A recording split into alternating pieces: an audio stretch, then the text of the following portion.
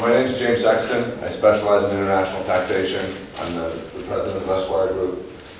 We have offices in Las Vegas, Phoenix, and here in Vienna. We work a lot with Americans with foreign assets, foreign income, Americans that live abroad, how they're taxed, what their filing obligations are. And we also work a lot with foreigners investing into the U.S. So basically, international taxation. One of the things, as many of you probably know, that's different about America is we tax our citizens and residents based on that citizenship. So it doesn't matter where in the world you live as an American or how long you've lived there, you're always liable for tax in the U.S. So you always have to file a tax return, you always have to report your worldwide income, regardless of where you live or how long you've lived there. That's something markedly different from most countries. Most countries tax based on residence. So if you're purely an Austrian citizen, for example, and you move to France, you're going to pay tax in France. You're not going to pay tax in Austria. But as an American or a green card holder, that's not the case. So, who is a U.S. resident? Because the worldwide filing requirements apply to U.S. tax residents. If you're a citizen, you're always considered a tax resident. If you have a green card, you're also always considered a resident. And that's something that a lot of people don't realize. A lot of people think like, oh, it gives me the right to live in the U.S., but once I'm out of the U.S., what does it matter? But for tax purposes, you're basically treated like a citizen. So as long as you have that green card, you need to file in the U.S. And actually giving up that green card is a lot like giving up an American passport. So there's a lot of, there can be an exit tax depending on your net worth and some other factors. The other one is what's called the substantial presence test. And this is one that sometimes people become U.S. tax residents by accident. That could be somebody who's a foreigner that's just spent too much time in the U.S. And that amount of time is 183 days in the last 3 years. And when you calculate the 183 days, like any tax law, there's a complicated formula. So as a U.S. citizen or resident, these are the basic 4 things as far as taxes go that are going to apply to you. The income tax, foreign bank account reporting, the gift tax, and the estate tax. And the gift tax and the estate tax is something that's often forgotten and something that is very important, especially for those Americans that are maybe married to a foreigner that does not have a green card or an American passport, because there's some disfavorable inheritance and gift tax laws. So, if you're an American or U.S. resident living abroad, you basically have the same filing requirements as an American. You have to file a tax return. The only difference is your due date is June 15th instead of April 15th. You have to report your worldwide income. So any interest, dividends, wages, whatever that you've earned anywhere in the world needs to be reported in the United States. Now, there's a couple of special considerations that give some relief so that you don't get double taxed.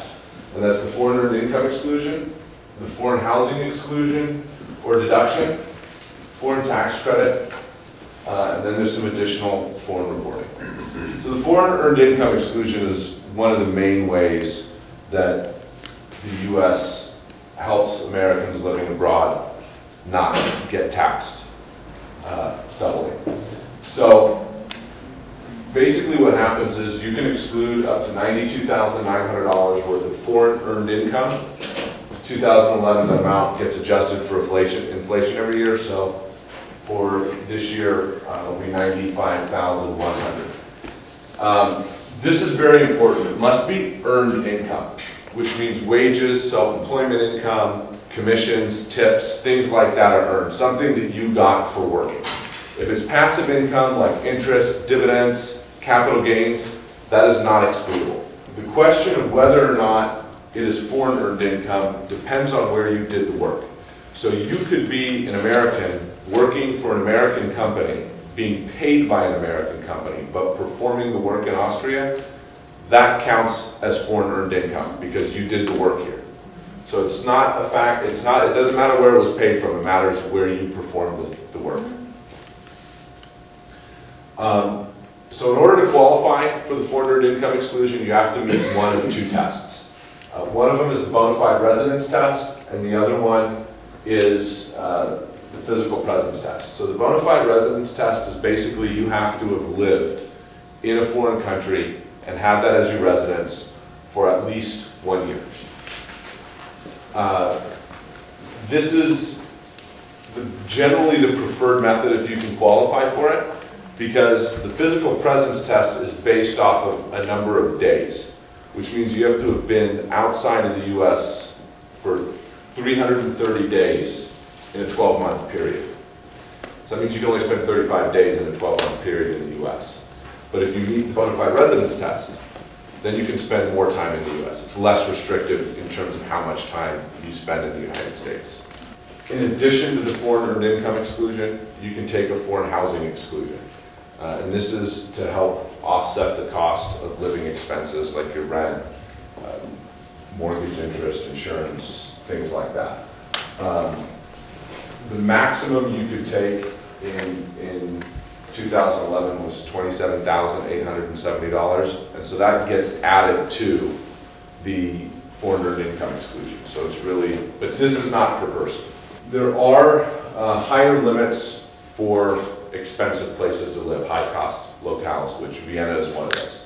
So Vienna, the maximum is $35,400, so about $8,000 more than what the normal maximum is. And again, it has to be this number is calculated on a percentage of your foreign earned income exclusion. So in order to qualify for the maximum, your income has to be earned. So if you're getting like a lot of dividends or something like that, it's going to be hard to qualify for the foreign housing exclusion. The foreign tax credit is basically the U.S. will give you a credit for tax that you paid abroad. So if you earn income in Austria and you pay tax in Austria, then you're going to get a credit for that tax in the United States. And because Austria's taxes are generally higher than the U.S.'s, whatever you paid in Austria normally will cancel out whatever you would have owed in the U.S., and you wind up not owing anything. This normally will come into play on things like passive income, which can't be excluded under the foreign earned income exclusion.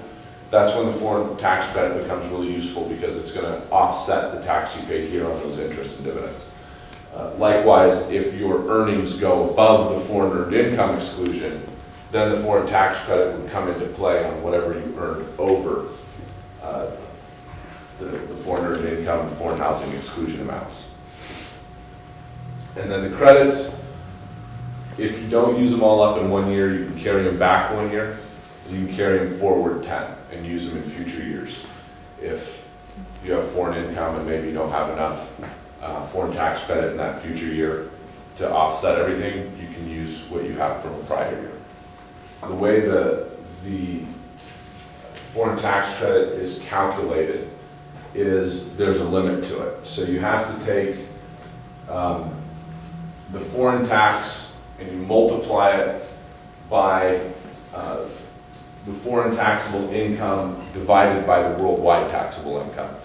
And then whatever that numerator is, you would apply to the foreign tax that you paid, and that's your foreign tax credit limit.